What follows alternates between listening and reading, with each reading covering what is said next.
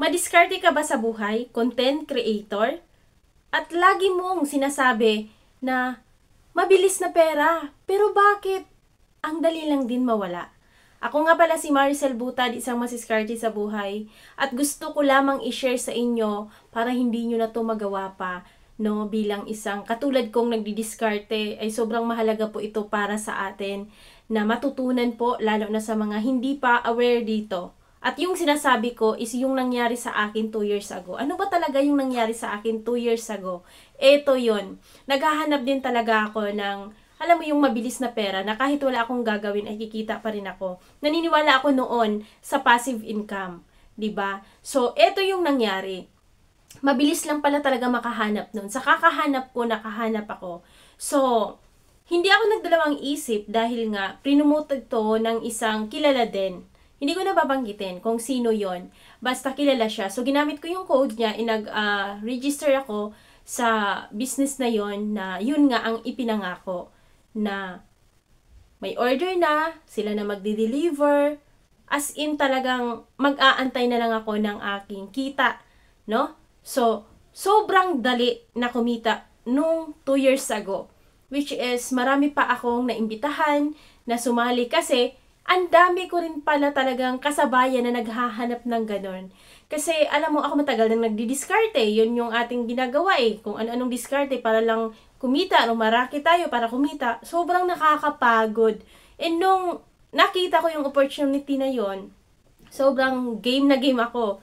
Okay na okay ako. Sobra. As in, proud na proud ako. Eh nangyari, nawala lang din siya, sa madaling salita. Yung tipong na-mismanage ko yung pera and sobrang parang tamad na ako magtrabaho. Nung dati naman sobrang sipag ko na mag-pack, na mag-deliver, sobrang excited pa ako noon kahit dalawa yung order. Pero nung naranasan ko na kumita kahit wala ko gaanong ginagawa, so doon na nga talaga na para bang mapapakwisyon na ako. Talagang legit ba to? Kasi nga parang ang relax ko naman, ito ba talaga yung totoo na kikita kahit walang gagawin? Pero nakain ako, naging greedy din ako nung time na yun kasi kumita rin talaga ako sa pinasok kong yun.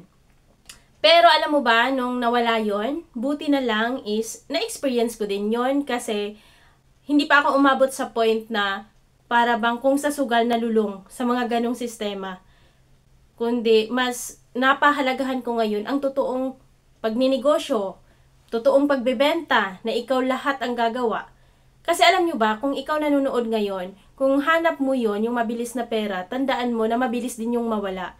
Maaring kung tumatagal yan, na sa tingin mo, kumikita ka pa rin, pero pag may naramdaman ka or sa tingin mo, wala kang ginagawa, ihinto mo na yan. Unang matutunan mo dito sa video natin, kung gusto mo talaga ng pera na pinaghirapan mo, kailangan mo dito ng sistema kung paano mo yun gagawin para kumita ka. Hindi yung instant money na ino-offer ng mga kakilala mo na sumali din para kahit wala kang gagawin is kikita ka, which is talagang wrong yon. Sana ay matauhan po tayo sa mga bagay ng instant money, wala po talagang ganon. Pangalawa is, kailangan natin dito ng diskarte kung gusto natin ng pera na totoo din. Okay, ako bilang isang madiskarte sa buhay, kahit nandito lang ako sa bahay at sa tingin ko, wala akong pambayad sa mga dapat kong bayaran. Pero dahil madiskarte tayo, ang daming paraan para kumita na hindi po doon sa instant money na sinasabi ng ibang tao. Yun ang aking pinaniniwalaan din na kapag kikita ng pera, kailangan ng sistema at diskarte. So yun lang naman, dalawa lang yung gusto kong i-share sa inyo. Kung gusto nyo talaga ng pera na pinaghihirapan, hindi yung instant.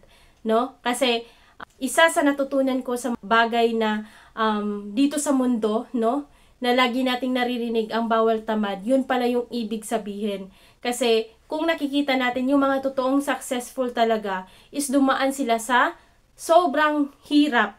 Ang dami nilang pinagdadaanan. Yung mga behind the scenes nila, sobrang ang dami hindi natin nakikita. Umiiyak, wala na silang pangkain, wala na silang pamasahe, pinapaalis na sila sa mga boarding house nila. Kasi nga, totoo yung mga pinagagawa nila. Kaya kung ikaw may ginagawa ka pa ngayon na parang hayahay ang buhay, nako, mag-isip-isip ka na. Umalis ka na dyan habang maaga pa kasi talagang walang paruruunan yan. Hindi yan magtatagal. Walang long term. So, napatunayan ko yan dahil nabiktima ako niyan.